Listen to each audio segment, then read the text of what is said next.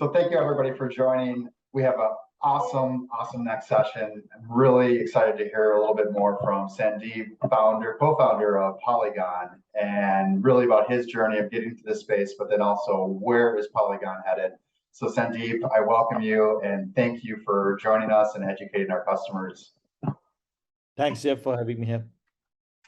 Yeah, before we dive in on Polygon, I'd like to learn a little bit more about you. You've shared in the past that scalability is your passion. How did that come to be? Can you walk us through your personal journey and how you got here? Yeah. So I said scaling is my passion in the generic sense, not in the blockchain sense. That's kind of very kind of a perfect fit. But like when I came into entrepreneurship before diving heads down into crypto, I was doing other startups in the Web2 world. And for me, one thing was very clear, that I want to do something that can be scaled to a global level, like that can be made something big, right? So that's why I keep saying that scaling was always my passion, and then it became actually the business that we are in. And yeah, like I was doing this B2B startup which was doing well, but I could see that this is not scaling as much as I would have thought.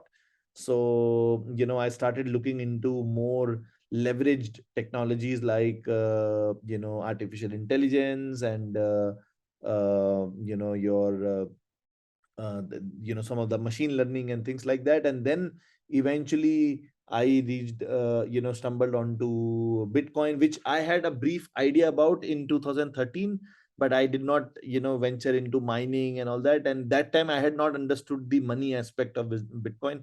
I just got to know about Bitcoin mining. I thought maybe I should set it up, and did not do it eventually. But then in 2016 I said, okay, this thing has survived the test of time. Like after 4 or 5 years also we are hearing about it. Then there must be something about it, right? So I started reading. I read the Bitcoin white paper. Then I read the Andreas Antonopoulos's the Mastering Bitcoin book.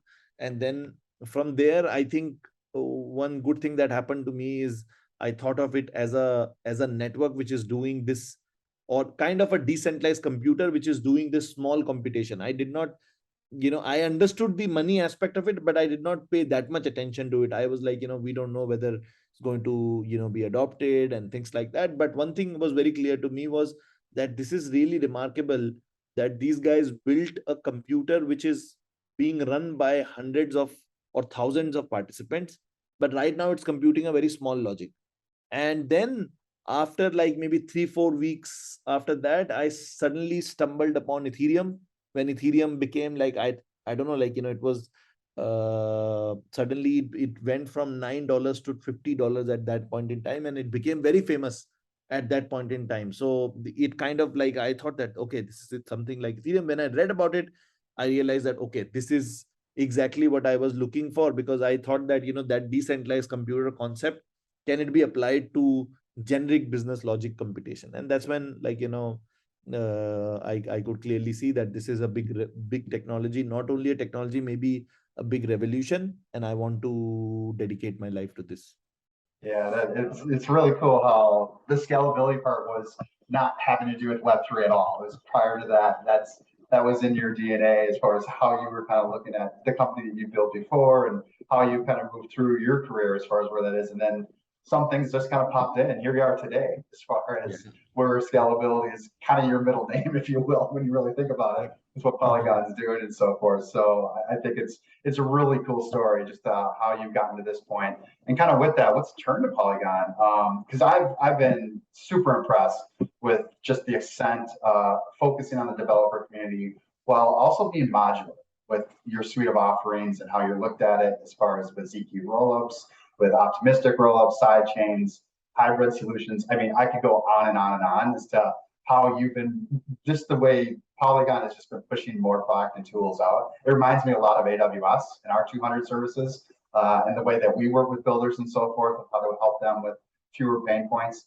Can you walk us through those early days of Matic, starting off with Plasma? And really what I'd like to go to the heart of is just when was that aha moment of why you needed a modular platform to have all these different tools as to where that goes? Yeah. So that was not like a aha moment. That was kind of a oh moment, right? So oh moment is like because we were building Plasma, and then around us, like we could see, we started, like we were not in US, right? So and then like my other co-founders are also were in India. One of our co-founders is from Eastern Europe and all that, and we started building Plasma. And we could see that a lot of Silicon Valley companies raising tens of millions of dollars on that, while it was very hard for us to raise any funds, and then the bear market set in and all that. And then but we still somehow survived, fought really hard, and like we were almost very close within 6 months in timeline of building a actual working Plasma solution. And suddenly we realized that one fine day we read this article from the top tier VCs in the US that Plasma is dead, right? So then we had that oh moment. Like that's why I'm saying it's not the aha moment, it's like the oh moment, right? So we realized, okay, we have done this, and then what to do from here. So one thing, it was very clear, I think, as I said, that we were very clear that we don't want to build this air castles in terms of technology, which is really, really cool, but then nobody uses it, right? We did not want to do that. So we wanted to build technology which gets used. And then here we were with Plasma, while these optimistic rollups and all these things were coming in, we said, okay, we want to deliver this solution that we have promised the community. And then, we are going to get the traction on this, and then we'll see how we can scale it from there. But this brunt of having kind of gone all in on one technology, which was Plasma, let's say layer 2 technology, always kind of left that bad taste in mouth, that what if we kind of take one more step and now go with optimistic rollups, and then suddenly after 6 months of research, people realize that, oh, optimistic rollups are also not good enough, right? Which is now happening, right? So people realize that, okay, optimistic rollups are also, it's kind of a band-aid at best. It's kind of a crutches.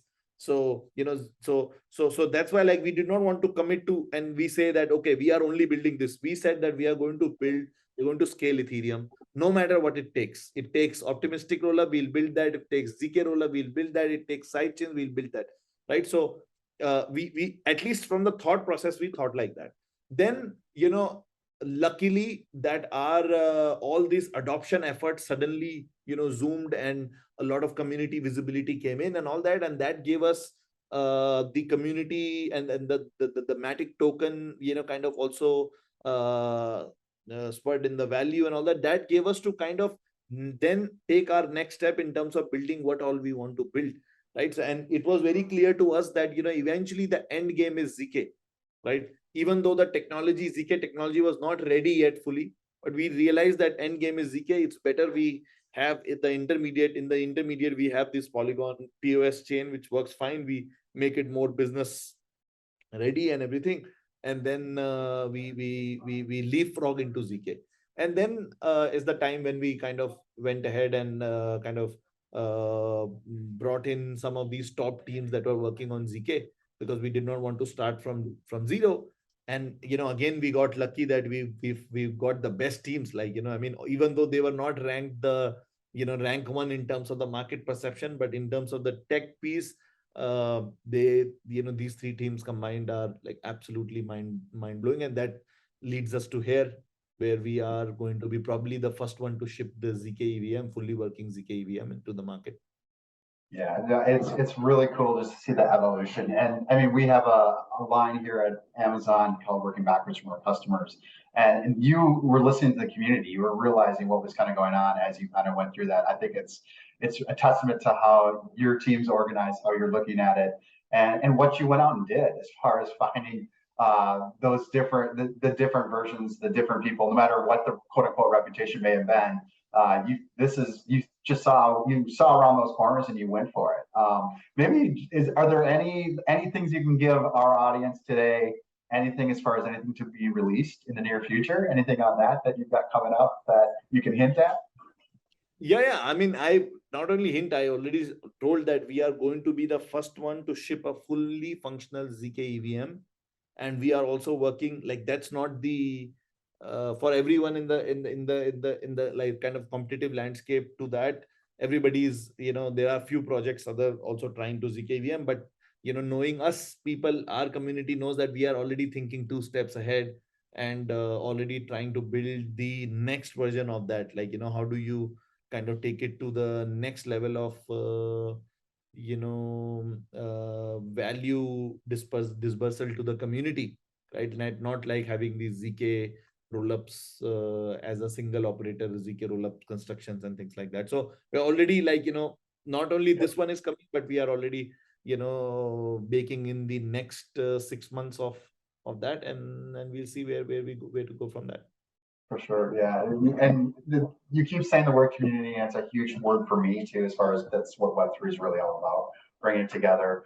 Last week, we obviously had a massive milestone with the Ethereum merge, and it was uneventful, which means it was a rousing success. And I think the real cool thing about that, this is the first time in history that a community really came around with countless contributors, countless hours that were spent uniting together to change a $200 billion platform on the fly in a decentralized manner without a CEO.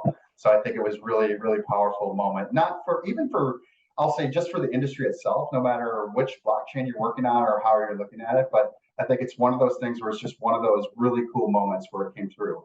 One thing that's interesting about the merge is many people don't realize there's actually 4 more parts to come with the transformation of Ethereum. And the next is the surge, which introduces sharding. Obviously, it's a big part of this is about scalability. And again, going back to that theme of your career and where you've been, Polygon obviously has been the big leader in L2s, scaling as a scaling mechanism for Ethereum. Today, I think you have over 37,000 dApps that are out there that are built on Polygon. What's your perspective of the surge and how Polygon will lead bringing billions of people to Web3? Yeah, so I mean, for Polygon and any other thing which is building on the layer 2 technology, right? For us, it's the more Ethereum layer 1 scales, the better for us, right? Because what happens is that all these layer 2 technologies need to use layer 1 in terms of putting in the data, putting in the proofs, because at the end what you're doing is you have this very highly decentralized and secure layer, which is Ethereum. And what you want is that, okay, not everything, not all user interactions should kind of happen on this layer. Instead of that, you compute those or have those user interactions somewhere else. But Ethereum should still be able to verify and punish if, let's say, those are not done in a proper manner, or they are done in a fraudulent manner. Then Ethereum should be able to punish these external actors. So, and we think that, if you want the Web3 to get the scale of internet, right, today's internet Web2 level of scale, you need huge amount of scalability. So even if, let's say, Ethereum, although that roadmap is at least 3 to 5 years from here, like, with the sharding and, the dank sharding that is coming in, which is, which will still have the same TPS, but will add more data capabilities and all that. It's going to take some time.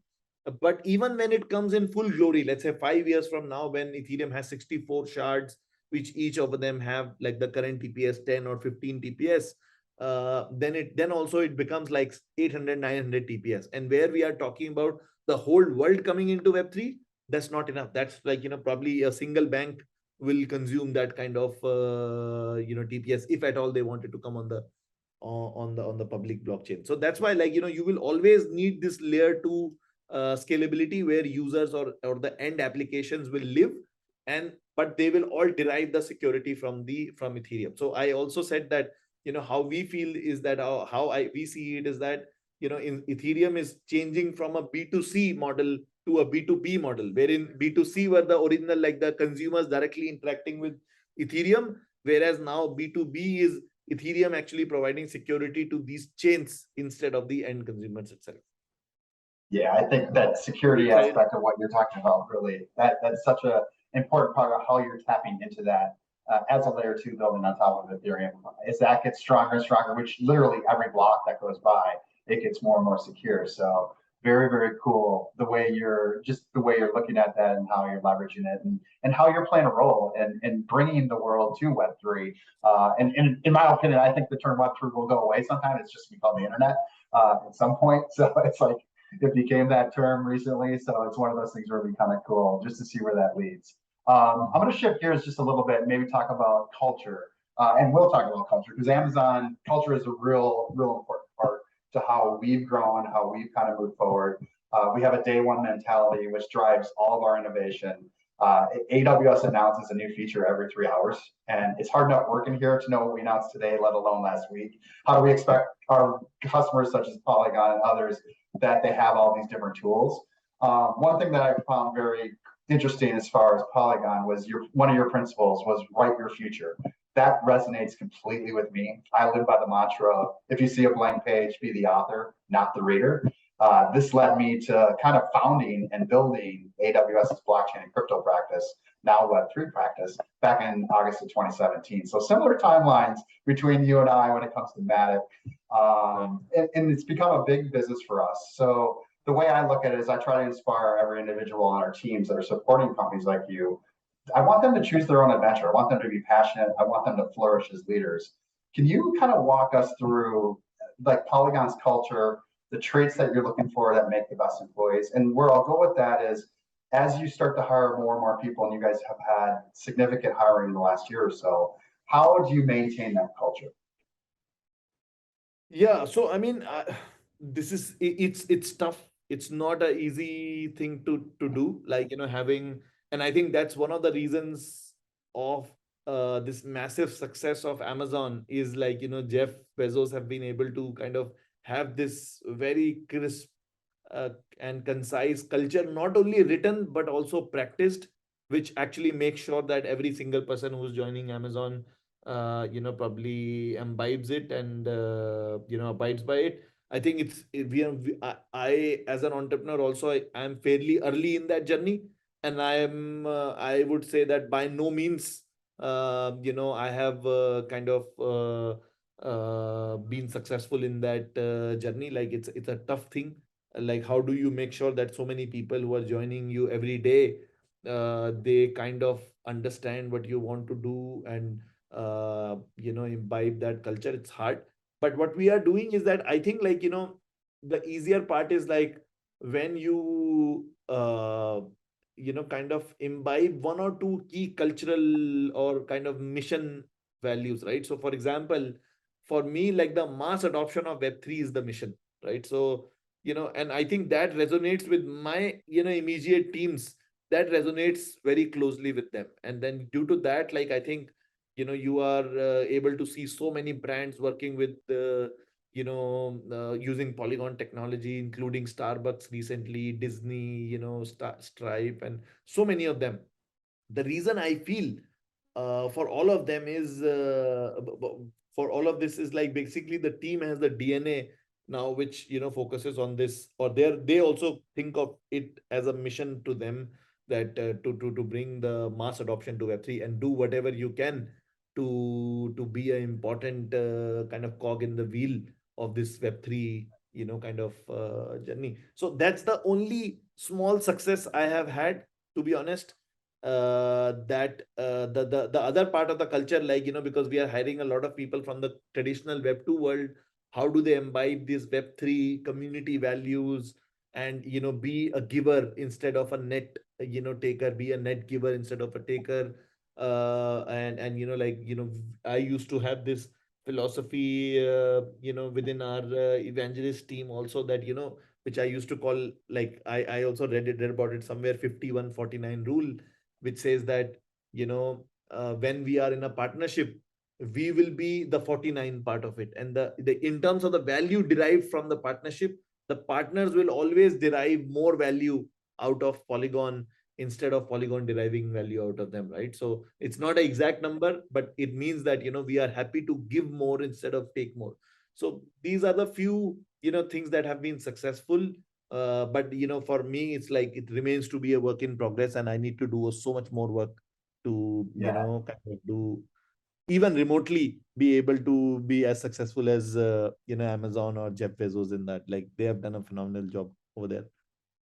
Yeah, I would say that's his genius, is how the culture has stayed. I mean, we have 1.5 million people, and it's crazy to say that. Whereas, like, that we Crazy. have that culture where anyone can create an idea as to where that goes. The other thing I really resonated with your answer was, and I'm trying to, like, how do we message this? It's like it's really important that we're providing value versus extracting value from that ecosystem. What do you do to keep providing that value and moving forward on that? The other thing is you highlighted a couple partnerships. So let's talk about that because it's an area that I mean, the last 12, 24 months, I mean, our enterprise customers, the largest banks in the world, the media and entertainment companies, they're all coming to me asking, we need a Web3 strategy. What do we do? This is a lot different than 20, which is awesome because it's much different than 18 and 19, where back then they wouldn't touch it with a 10-foot pole. They were like, keep me away. It was actually social distancing before social distancing, all that. So as enterprises are now starting to realize as it's kind of coming in and moving forward, for me, it's very important how we're looking at that. Last week, you mentioned the Starbucks announcement, which I thought is fantastic, just given their renowned rewards program. And now how will Polygon play in that? The question, and then you also mentioned Stripe, Adidas, Instagram, and again, there's so many that you've done and that have been announced. The question that I have to you is like, how are you ensuring, or how are your teams ensuring that those partnerships drive that intended and exponential outcome for the partner, for Polygon, and ultimately really for the customers that once these are signed? Yeah. So I mean, see, the first part of the whole philosophy is that, we don't believe in doing the vanity partnerships, which is far too common in Web3. Like, just announce that, okay, we are doing this. So, we generally don't do such things unless there is a end user product or there is actual some kind of technological or a product development involved with it. So, in case of, let's say, Starbucks itself. So, there, what we have tried to do from our side, although it's like, I mean, from our side, it's a evangelist work. And then after that, they have chosen Polygon, they can work on it. But we keep on doing, for example, is like one of the biggest problems in challenges in Web3 is UX, right? So we try to give them more avenues or kind of more research from our side or some model examples or kind of the ideal UI UX scenarios, at least a case study of that. Okay, this is how you build a UI UX for Web3 and all that. So that's one important thing. Plus, many of these big brands, they don't have Web3 talent directly, so we try to connect them to the Web3 talent, especially the vendors and all that, where they can start their journey with something, and then eventually, if they want to make it like a what do you call, basically want to make a captive unit, they can actually do it later on themselves. So, like providing them support with this one, and like especially helping them in terms of UI UX. Sometimes even if they need, like, I also try to make it a personal kind of point, that if, let's say, if somebody needs, if they want me also to be there to brainstorm on their Web3 strategy, what they should be doing and all that, I try to do that. In terms of the end users, I think, you know for the end users, like right now, there have been only one use case of Web3 till now, which is speculation, right? Everybody, who, whatever it is, like, I don't think that the value adding part of Web3 has actually reached the end users, or users have adopted that value adding part. I think that is like now happening more with, in some form, gaming, where these NFTs are utility NFTs and not like purely speculative NFTs, where they get to own those NFTs and they have their own wallets and, from multiple chains and things like that, and multiple games they can show it. So that's one part. The other part I feel is that for the end users, the real value will start coming in when, some of the more frequently used existing applications, like let's say Twitter or Instagram, Facebook, somebody starts coming out with decentralized versions of them. So I think that is also very that is when the users will start deriving actual value. So So yeah, but from our side, like currently what the end goal is that, okay, help whoever is trying to build anything valuable. Like for example, Starbucks is building a full blown, like, their own Web3 ODC, as they call it, like, the, for example, the loyalty award program and all that. Beyond that, our goal would be that, can we take this loyalty point program system to other companies also who have built these stronger loyalty programs, maybe airlines and things like that, right? And then eventually the users will derive value, where let's say you had 10 different kinds of loyalty points, and then can you trade amongst each other, right? That's where the end users maximum value will derive. It has a lot of nuances, like the business model and the purpose of these loyalty points is to make the user sticky with you, not like, you can trade it for someone else. Exactly.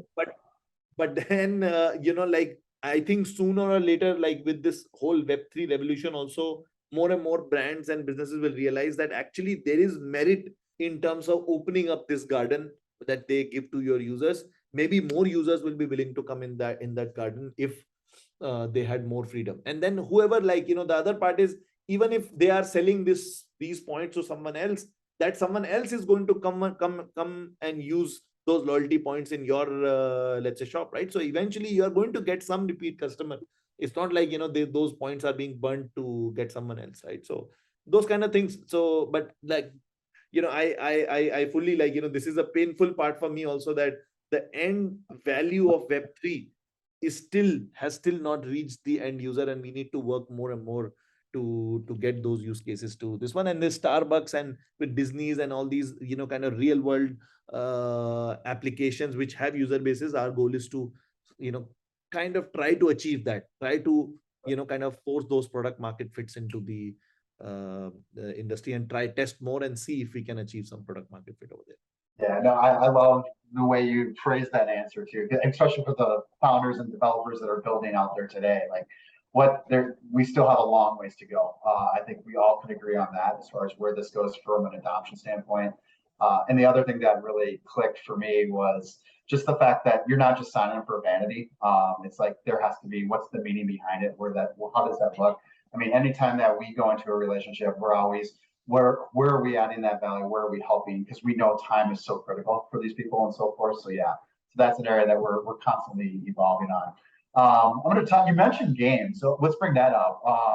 Earlier this year, you hired Ryan Wyatt from YouTube to lead Polygon Studios. Blockchain-based games has so much potential. It's in the very early days. We know that. I happen to have been involved with some games early here at AWS. I wrote our long tail startup strategy doc back in 2018 about it. So really understand that games take 2, 3, maybe even longer years to build. And as they're developing where they're going, I also noticed, obviously, with what you did with SuperLayer with Kevin Chu and his team there, as far as what's going on, how you partner with them. My question about games is this: how important do you see the gamers not only converting to blockchain games, but then using their wallets to leverage other access, to where then this is where this starts to grow, where they're starting to do other things? This leads to that adoption question, because we're not there yet. But games could be one of those avenues where we do get that, where someday they are buying a Starbucks latte and using Polygon's NFTs, or as it ties to Starbucks. So it'd be kind of cool. I'm just curious how you're seeing that, or how you see that maybe evolving as a possible way. Yeah, so I mean, see, one thing is very clear, like, many people, like, I think in US still people understand, but where I come from, India, for example, people don't realize how big gaming industry is, right? This is even, I also thought that, okay, this is a very big industry, but there is a Netflix documentary where it says that gaming is actually in US itself, not like worldwide. Gaming in US is bigger than entire Hollywood, NBA, NHL, NFL combined. Right, like you combine all of them and still gaming is bigger than them. So not many people realize that. And so obviously gaming has been touted as one of the first use cases which will make blockchains mainstream. And we have been hearing this since 2016. Like, I've been we used to go into all these gaming conferences with me, Jiho from Axie Infinity and Gabby from YGG and all that. And nobody would, like we were given a small room somewhere in the corner, like, okay, do your thing. you gave us some dollars in sponsorship, but only now, only after like XC broke out really big, like, it got everybody's attention. And I think in the gaming world, people have not been able to find out the right kind of economic, models. But that doesn't mean that, because there has been not much of experimentation in the public, because the big studios who are known to build these big games and all that, they their gaming cycles are longer. Like they take 1.5 2 years to build the full game and all that. So I feel that, the good games, barring a few like, Skyweaver from Horizon Games and all that, the good games are yet to hit the market. And many of these big studios who have run these micro economies, for tens of years in these games, are now just coming into Web3. And some of them will be able to crack the right kind of mix of these economies, right? These dual token, single token, multi token models and all that. And once they strike in the gaming industry, there has been a history that once a new model comes in, like free to play, before that, like, it was, I think, DVDs and things like that. So whatever business model sticks, once it comes and it's proven, the whole migration of the entire gaming industry into that model doesn't take that much time. So, my belief is that in the next 12 to 18 months, as these more stronger and better games, which are actually fun to play, they hit the market where the end users would want to play them. And then these, economies will be fine tuned and all that. And some models, kind of concrete models will be figured out. Sustainable token value accrual models will be figured out. You will see suddenly a huge surge of games coming into Web3. So, or like, everybody then, every game, like, I'm not saying gaming coming into Web3 because they are already coming to Web3. I'm saying Web3 completely taking over gaming industry is a matter of time. It's going to happen sooner or later. Yeah, no, I'm in that same camp. So definitely hear you on that. I'll ask a question about DeFi. You said 2013 is when you first learned about Bitcoin. That's when I first learned about it. I'm a former trader, a startup banker, and I also was an early employee in the first non-bank to deploy cash machines, ATMs. Back in the day, yeah, I'm dating myself big time there, but it's one of those things where I do pay real close attention to the innovation that's taking place in DeFi. And there's some really cool things that have really gone on, especially with what DeFi is all about, how it's solving problems of traditional finance, centralization that's part of it, the lack of personal autonomy, no matter what one's race, background, location, social status, DeFi is eliminating a lot of that. And I've seen a lot of really cool things out of your team. I spent some time with Hamza, with Colin, Sanket, some others, as far as how you're strengthening that approach with the DeFi for all hashtag and so forth. But there's a number of other things that your teams are doing. What excites you most about the power of DeFi and how Polygon is going to drive that adoption? Yeah, so on DeFi, uh, I think, like, first of all, like, Polygon ecosystem, like, a lot of people relate Polygon ecosystem with gaming, and gaming is, yes, our biggest forte, but people don't realize that 90% of the entire DeFi, or the largest protocols, are on Polygon, and they are their shops or stores. I call them different stores: Ethereum store and the Polygon store. Their stores are bigger than the main chain Ethereum itself in terms of number of users. Many of them, I think Uniswap is a very big case study. Aave is a case study and all that. So that's happening. But in terms of getting mass adoption of to DeFi, I think since end of 2020, DeFi is in kind of a limbo, because the biggest fundamental issue of DeFi is that there is no new money coming into the DeFi. Like, it's the same old money which farms one particular new protocol, new airdrop. That token comes, gets sold in the market. Some people make money. Then this same money, it's kind of a mercenary money which keeps on moving across different chains and across different airdrops and farmings, right? So I think there are two problems, two ways this problem can be solved. One is unlocking more value or getting more value into DeFi, more new money into DeFi, which can come probably in the form of, let's say, who knows, like, if somebody, just like USDC, somebody issues a 2-year treasury bill on blockchain, right? Somebody issues, let's say, some other regulated products on chain. I think regulation plays a very kind of a difficult role on that. But if like just like USDC, similar rules like USDC, but if you could had, let's say, US Treasury bills or things like that on chain, I think it could be very interesting, and it could bring in new capital into fresh capital into it. Then also having some of the kind of bridges between TradFi and the existing DeFi world. For example, can you do invoice financing? Like somebody can do invoice financing in a slightly more decentralized way, community approved way, but the capital that they are able to lend out is the DeFi capital, right? So is there demand for that and all that? So this TradFi, so we have projects like in the ecosystem, Polytrade and all that, who are trying to do invoice financing, invoice discounting, whatever you want to call them. So that's also one thing. Then the other part is that even in DeFi, for example, the yields are lower because the primary assets in DeFi that are being used are like USDC, USDT, ETH, and probably a couple more, right? But WBTC maybe. Yeah, but these 3 or 4 or 5 will control maximum amount of liquidity in DeFi, which is around $30 billion roughly at these prices,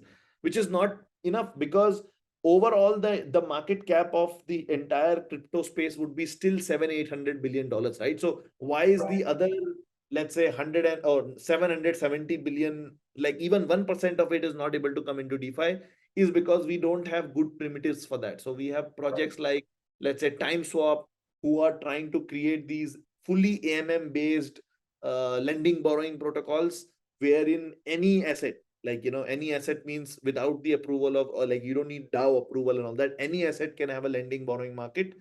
But of course it will be market defined. So if you have an asset which nobody believes in, or like very few people believe in, probably you'll have to put 2000% collateral for it. Like maybe you get only 5% loan out of, let's say, on $100 loan, you get only $5 as a loan. But and also you pay a fairly high let's say yearly 50% borrowing rate on that, right? So those kind of things, but let the market figure those things out.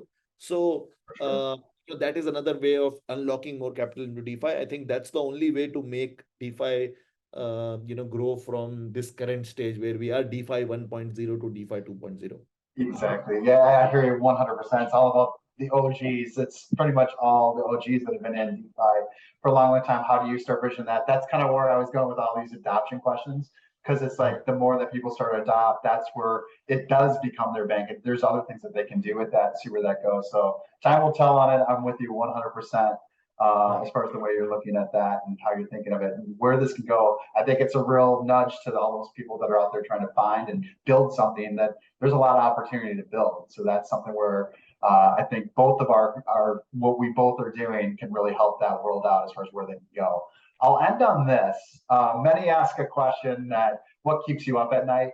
I'm about positive vibes. I'm about building. So let's flip that and say what gets you up in the morning and starts building. What's something that gets you going in the morning? Yeah, so I mean, there are two things, like I was recently discussing. So this is one thing that comes to my mind. For example, like I mean, I don't know, a lot of people, if you guys saw that small the kids program that used to come called Small Wonder. Did you ever heard about that? Like the young I have heard about it. Yes. yeah, the sister or the daughter of the couple in that was a AI actually, and Jamie was the Vicky. She's called Vicky, right? So and then I remember in 19, like when I used to watch it, like 1995, 96. Even at that time, people were saying AI is coming, right? Yep. And then today we are in 2022, and still AI is coming. We have some of machine learning, of course, but the AI is still coming. So one thing that keeps me up at night is because Web3 is also, or blockchains are also kind of a fundamental technology.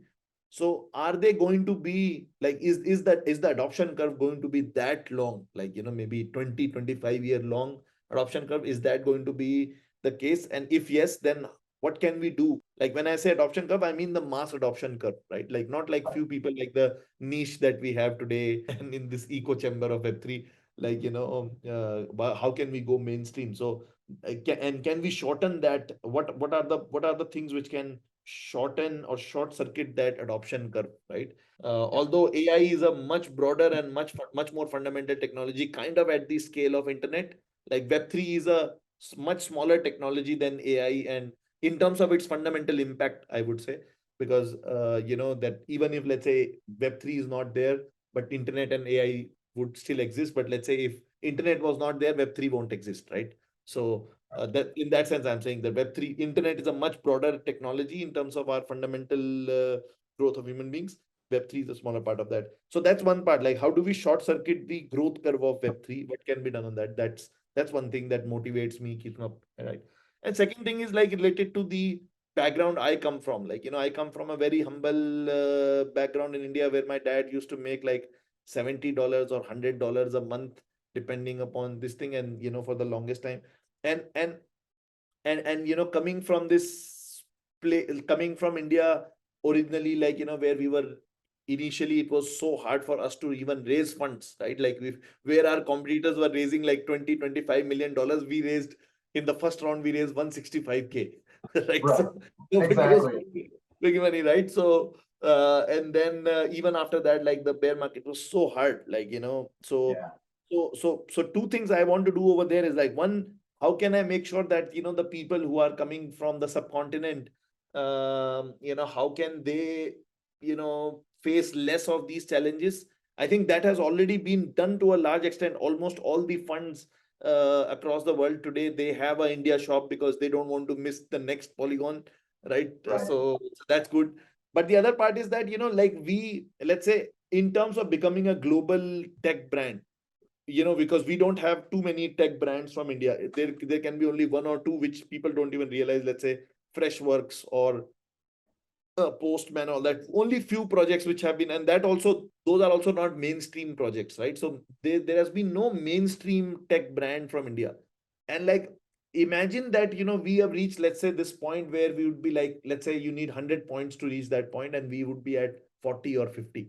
Next time there is a company, or like there is a product coming from India, and if, let's say, we fail at this point, we fail and go down from here, next time a company is coming, already we had to face, even to this path, this was so difficult. Next time somebody is coming, even if they reach our place, people are going to say that, hey, you see, even Polygon was there, they also died. These going to, people will discredit them. So as an Indian subcontinent member, this is my personal responsibility, or our personal responsibility, to make sure that we take it the distance, because it will ruin the future for a lot of, and make future difficult for a lot of people to come from that area. So that's what also keeps me motivated. And well, that is an awesome way to close this out. I think it's one of those things of how do we keep pushing our comfort zones, keep building, keep growing, and keep moving forward. So that definitely, I really appreciate your time today. It's awesome hanging out with you, and looking forward to seeing where Polygon goes from here. It's been an awesome ride to this point, but I know there's a lot more that you want to do and that you will do. So looking very forward to seeing what you do. Thank you, sir. Thanks, Jeff. Thanks, Sandeep. We'll talk to you.